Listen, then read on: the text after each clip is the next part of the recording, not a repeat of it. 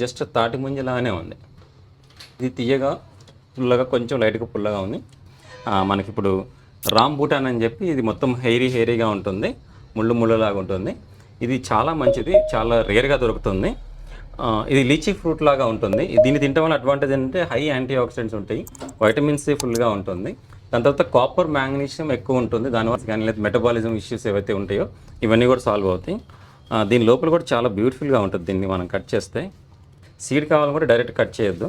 దీన్ని ఈ విధంగా తీసుకొని ఇట్లా తీస్తే మనకి తాటి ముంజిలాగా ఉంటుంది. సో రాంబూటాన్ అంటారు దీన్ని. చూడండి ఎంత బాగుందో. మనకి సీడ్ కావాలి దీన్ని పెట్టుకోవాలనుకుంటే కనుక దీన్ని మళ్ళీ ఎందుకంటే డైరెక్ట్ కోసేస్తే సీడ్ కట్ అయిపోతుంది. సీడ్ కూడా కావాలనుకుంటే దీన్ని జస్ట్ ఈ విధంగా తీసుకుంటే లోపల నుంచి మనకి సీడ్ కూడా వస్తుంది. దాని తర్వాత లేకుంటే నైఫ్తో కట్ చేస్తే డైరెక్ట్గా సీడ్తో కూడా కట్ అయిపోతుంది. ఈ విధంగా సీడ్ తీసుకోవచ్చు. ఈ సీడ్ మనం కావాలంటే పెట్టుకోవచ్చు. దీన్ని చూసారు కదా, జస్ట్ తాటి ముంజలానే ఉంది. ఇది తీయగా పుల్లగా కొంచెం లైట్గా పుల్లగా ఉంది. మన టేస్ట్ మాత్రం చాలా బాగుంది. సో నెక్స్ట్ సాటర్డే మనకి తాజావన్లో ఉంటుంది ఇది.